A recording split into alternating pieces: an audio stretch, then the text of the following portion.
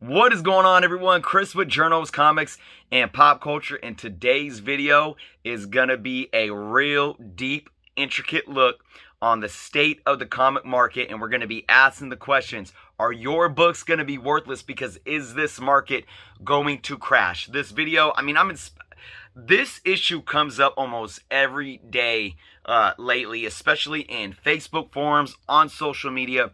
We have a divided collector base right now that thinks there's doom and gloom ahead, and there's others that are riding the wave and they're like, nah, I'm not hearing it. So I'm here to break some things down, to really bring some facts to the table and some insight on where the comic book market is heading. Before I get into the video though, of course, if you aren't subscribed to the channel, please take the time to do so. Check out all the awesome links below, including how you can become a Patreon member or how you can become a YouTube channel member for only $1.99 by clicking that join button below. Check out our comic book canon link below as well. Give us a sub over there. We have our live shows every Friday night. All right, where to begin? Guys, I took notes for this video because it's such a large topic to discuss, and we have to get focal points in order to be able to really gauge what's factual and what's just, at this point in time, conspiracy theory, doomsday theory. Let's begin, all right? The first thing we need to understand when we want to ask the question is this comic market that's booming right now, is it going to crash? All right, we need to look at the first identifier, and that's who collects comics, especially right now. All right, now, people are going to use these terms in different ways and throw them out there differently. I'm going to state them in a specific fashion that I want everyone to keep an open mind to, okay? That's collectors, investors, and flippers. But I talk about this all the time. Too many people separate the three, right? Collectors, investors, flippers. People think that collectors are this one thing that fit into this box, that investors are this one thing that fit into this box, and that flippers are one thing that fit into this box. The majority of the time, they're not. The majority of the time, individuals have a bit of all three, right? So when you talk about collectors, I'm not going to spend too much time talking about this, but we know that collectors can be people like me who love to hoard books and have over thousands and thousands of books in their collections. They don't really sell.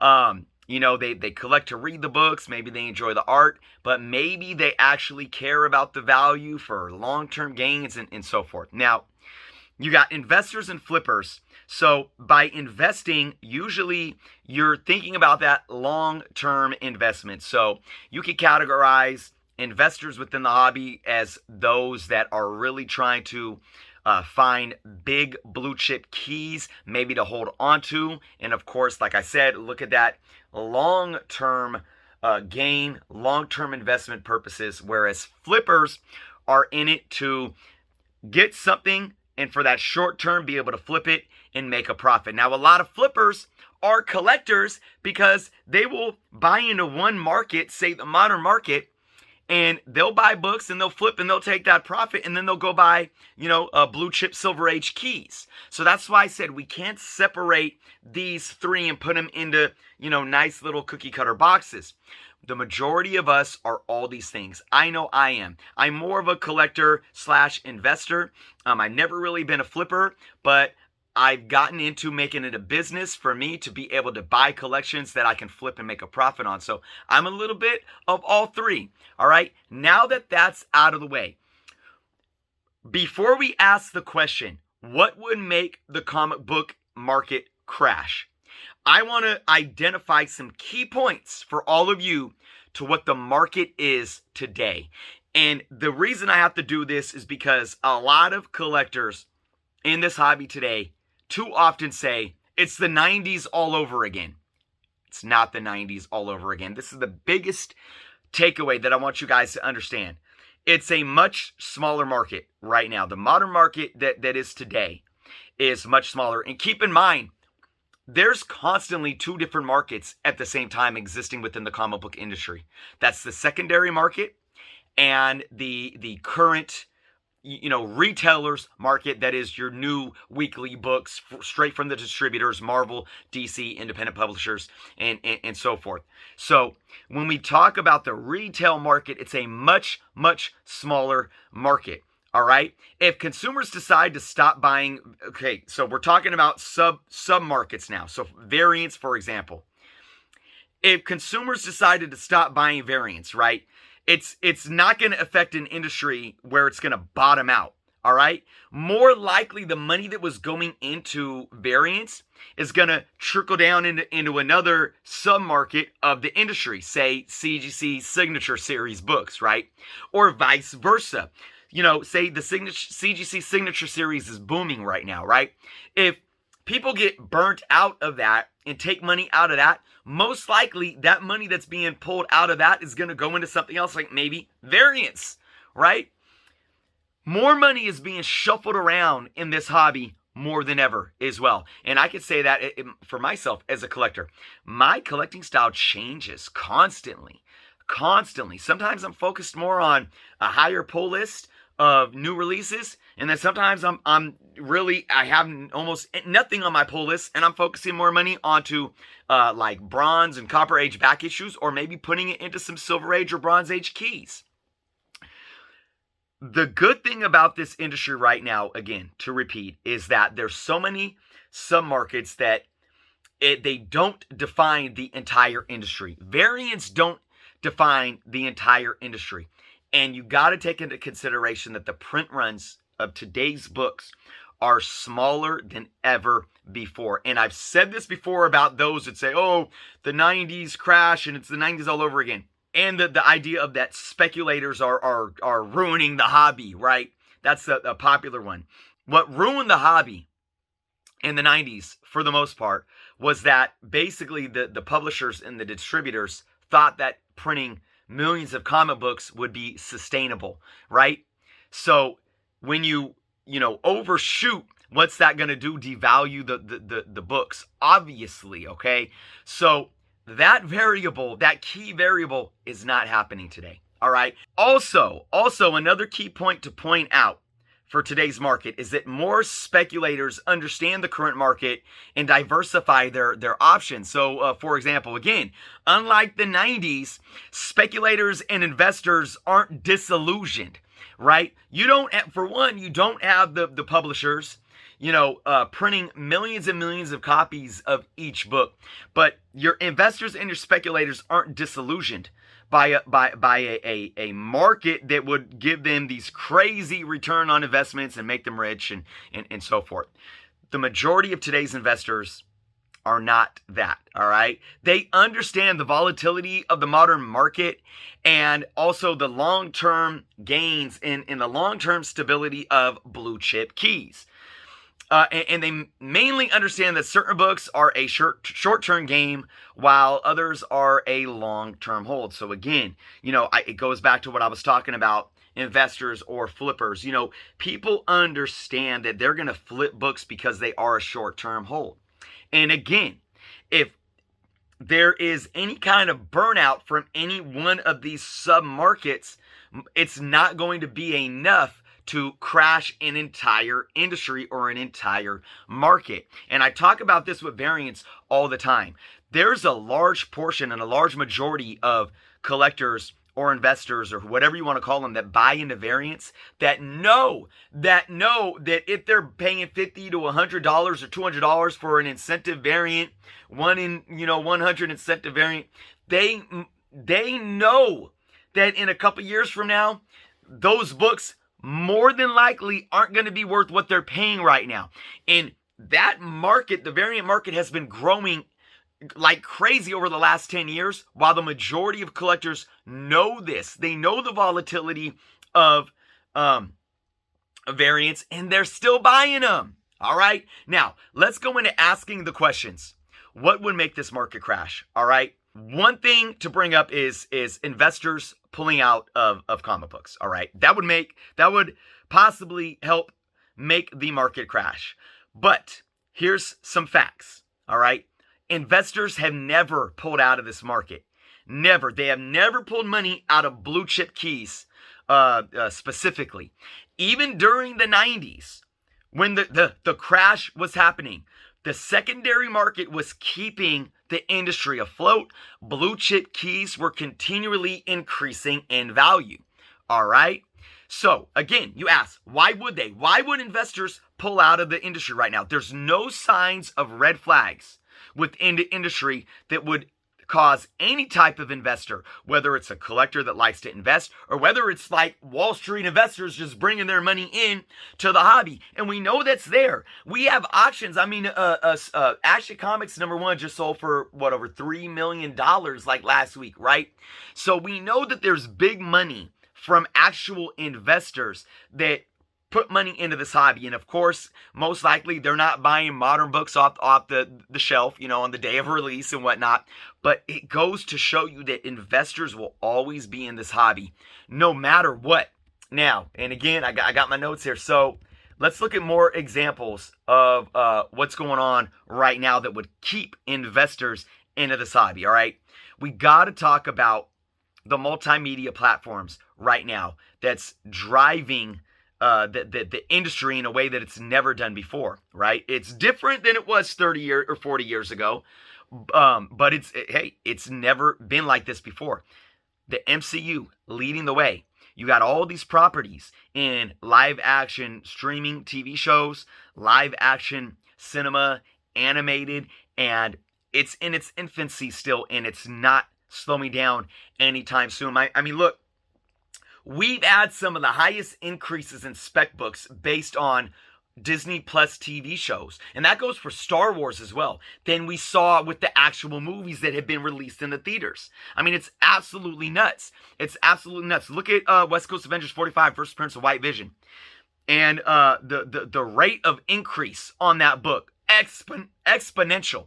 Look at the Ultimates #1 and the First Appearance of Io, who just did a little cameo appearance at the end of episode 3 of Falcon and Winter Soldier, and then she showed up again in episode 4. But just with that episode 3, it drove that book up to the top of the hot books of last week. And this is a character that's not, I mean, this is a background character that we've seen before in the MCU. But she appeared in a TV show, and her first appearance is going through the roof. Now, this talks to the speculators, and the fact that speculator burnout is not happening anytime soon because there's so many variables right now that are playing to the investor and the speculator firsthand, unlike ever before, and it's not slowing down or stopping anytime soon whatsoever. Now, and again, and I've talked about this often, you got to look at all these properties that are being optioned to by streaming services and cinema, live action, the studios that want to bring the live action to the theaters with independent titles, Image and Boom, that are getting optioned literally like every other day. It's the rate of comic book properties being optioned for, streaming services and movie studios is absolutely insane right now. All right. It just proves that this industry is extremely, extremely healthy. Okay. Now let's talk more about the speculators. Okay. One thing that can hurt the industry and make a market, possibly bottom out is if speculators stopped buying books to flip. Again, there is nothing going on in the market right now that says this would ever happen. The only way that this would happen is if there's no money to be made. No money to be made. And like I said, look at the history of comic books. Comic books are not Beanie Babies. All right? Comic books have solidified themselves. Almost as much as an S&P 500 stock portfolio has solidified itself on Wall Street. All right? Now, again, you have to understand that there's two separate markets. There's the modern market, and then there's the secondary market and blue chip key market. Okay, I get it. And you got to look at them differently. The modern market's more volatile. That's true.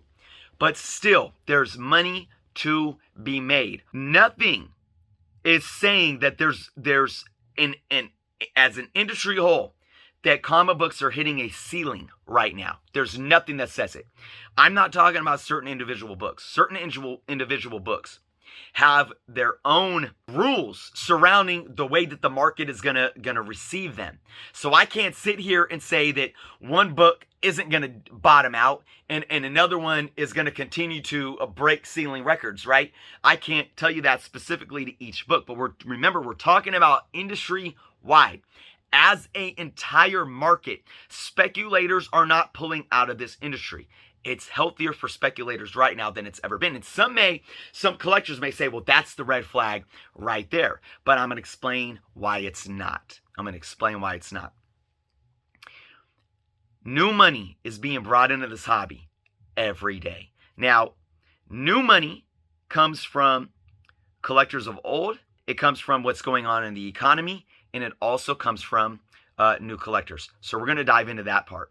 Collectors leaving the hobby or new collectors entering the hobby. This is another thing that could possibly bottom out in industry, is if old collectors leave the hobby and die out and new collectors aren't coming in and penetrating the market. Okay? Those two things are not happening. All right? No matter what anybody says.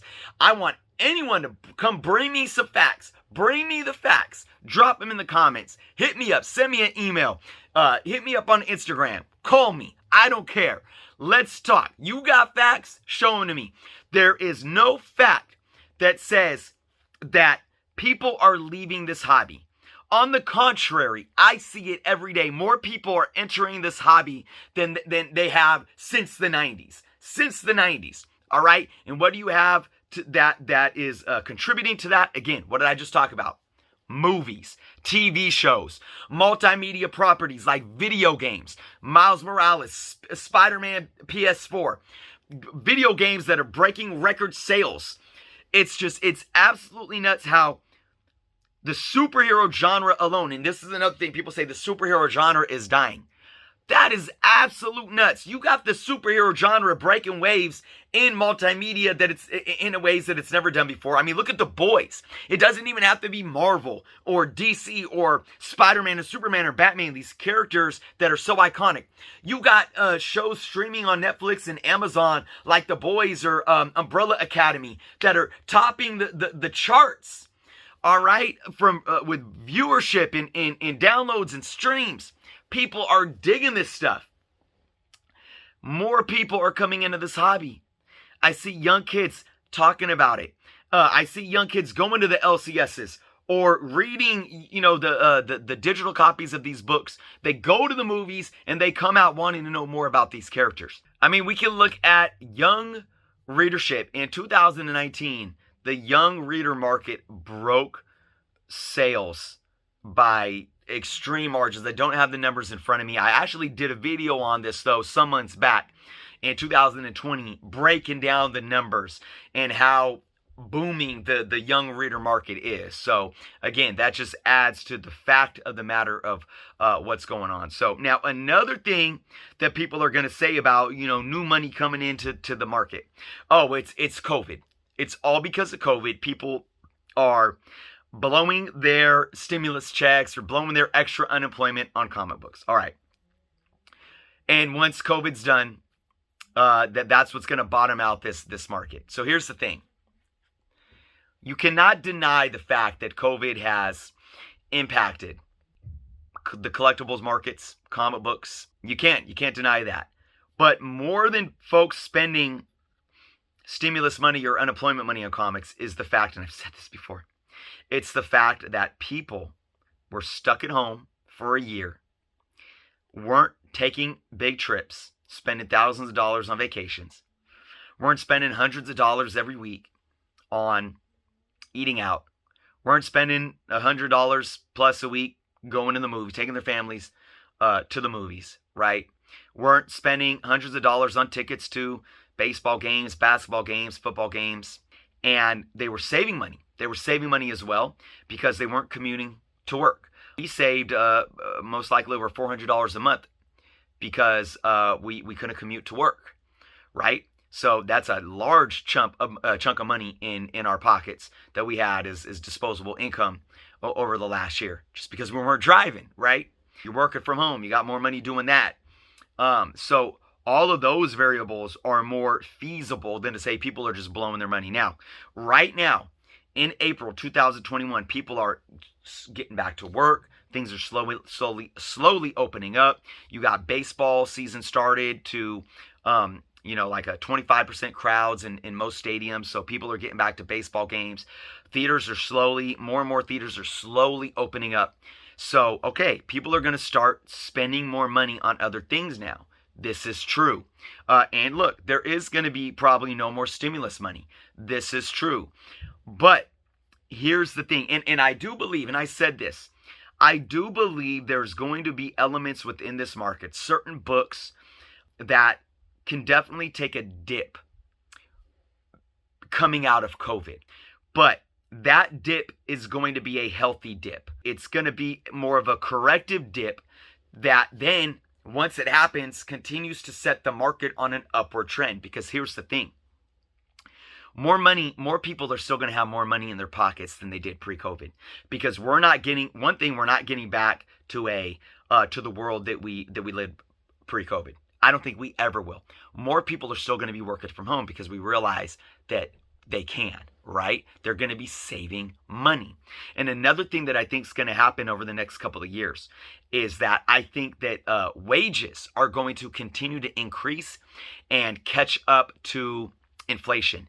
And I'm not going to bore you guys with specific numbers, but over the last 40 to 50 years, the minimum wage and low bottom wages of workers has not even came close to gradually increasing at the rate of the inflation rate, let alone the rate of executive pay. Executive pay, I believe, if I remember, over the last 50 years, executive pay has increased over 800 and something percent next to their average workers within those companies. If you look at the minimum wage based on inflation, all right, 50 years ago, I crunched these numbers in 2018. From the minimum wage in 2018 next to 1968, people making minimum wage, all right, were making almost double of what people are making now based on inflation. That's crazy, right?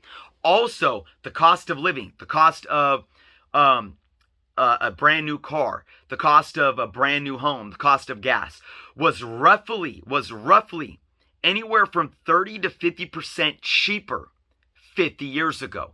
So people are making less, right? And again, based on 2018 numbers, people are making less while spending more because cost of living and cost of goods have increased substantially. What I think is going to happen though now is that I think that wages are going to continue to increase to catch up to the inflation rate. And that's going to help build and strengthen the lower and middle classes. And there's still going to be more disposable income. Now, people that say that, raising the minimum wage is going to hurt businesses, it's going to hurt the middle class. And what about those people that are making X amount of money up here? And, you got to understand that if the minimum wage increases, and this isn't about politics, guys. I'm not going in here talking politics. I'm talking basic economics. If the minimum wage continues to increase, it's going to force wages in every tier to continue to increase, at least within the middle class. Any wages from poverty up to, say, like $150,000 a year, more than six figures, is going to increase as well to compensate for the minimum wage increasing, because you're understanding fair wages on a market, and it's going to be a domino effect. And also, when the minimum wage increases and all these other wages increase, more money gets put back into the economy because folks have more disposable income to spare. All right? So, if you want to learn more about the economics around that, hit me up. We'll talk about that, okay? But that's all I'm going to say for this video. I think that's going to keep happening, and I think people are going to be more healthy. I think we're going to see a stronger middle class. And when I say middle class, I don't mean people making $250,000 plus a year. That, to me, that's not middle class. That's rich. All right. I'm talking about, your construction workers, your service workers, your retailers, your managers, your teachers, plumbers, all who already make good money. I do feel it's gonna continue to increase. But especially in the service industry that we're in right now, a lot of the service job, customer service, retail, sales, there's going to be healthier money being brought in terms of income to allow folks to sit healthier month to month, to be able to survive, to have more disposable income to afford the things that they love, like comic books. Lastly, I got to talk about economic foolproof. Comic books have proven themselves to be recession-proof, all right? In the 1970s, when we were in a recession and inflation was increasing like crazy, comic books increased 3 times cover price. Everyone back then, too, was like, oh, the comic book market is going to crash. They were talking about it 40 to 50 years ago, guys. The market continued to boom. And the secondary market continued to boom in the 70s, all right? In 2008, when the recession hit, the cover price of new comics increased by $1 or more, and the secondary market continued to increase, continued to stay healthy, and blue chip keys continued to gain value. Comic books have proven themselves to be recession proof. So even with everything going on in the world, and if coming out of COVID, if we see some type of recession again, I don't see it being something that's going to crash the comic book market whatsoever. And another variable that you can look into that, sometimes when, the stock market, isn't as healthy as investors want it to be, they're going to look to more tangible goods, and that is comic books. So when you think about, you ask the question, we're going to conclude here on this. If you think about an industry crashing, you got to take into account every single variable that I just brought up. And you got to understand that each and every one of those variables has to come into play at the same time in order to crash an entire market. We have to have people pulling out. We have to have no new collectors entering in. We have to have investors saying comic books are no longer a sound investment. Again, you got to look at each and every one of these variables and say that all of these things need to happen all at once in order for this industry to crash. Will there be some books that may dip in what a lot of you like to call corrections in the market? Absolutely. So that's why I just tell collectors, be smart right now in your purchases. It's a seller's market. It is. There's still deals out there to be found. Not every book is up. Not every book is booming right now. There's still deals to be found. There's still books that you can find out in the wild. Be smart about your decisions. It might not be the best time to buy certain books, but educate yourself. Educate yourself before you make any decisions. But if there is cool-off periods to come in the near future, in the next year or two, I guarantee you those cool-off periods are not going to go below thresholds. I don't think we're going to see numbers ever again pre-2020 for the majority of books on the market, especially key books. Even with the cool-off phase, I talk about thresholds all the time. All right? So that's my take on this, guys. I'm putting my feet firm in the ground, and I'm making my statement saying, no, your comic books will not be worthless. No, the comic book industry isn't going to crash. And cool-off stages, ebb and flow, peaks and valleys are a healthy thing for the market. Because if we do get a correction, it's going to bounce back even better than it did before. Let me know what you all think in the comments below. I'm welcome to anybody that may agree with me, disagree with me, have different insight and perspectives. But I'll tell you what, everything that I talked about today is based on economic and financial fact and data. So if you come with counter arguments, I encourage you to bring your fact. And fact isn't just opinion because you said it. Fact is fact because it's based on substantiated data. So, with that being said, leave your thoughts below, everyone. Thank you so much for watching. Again, please subscribe to the channel if you haven't done so yet. Be well, and until next time.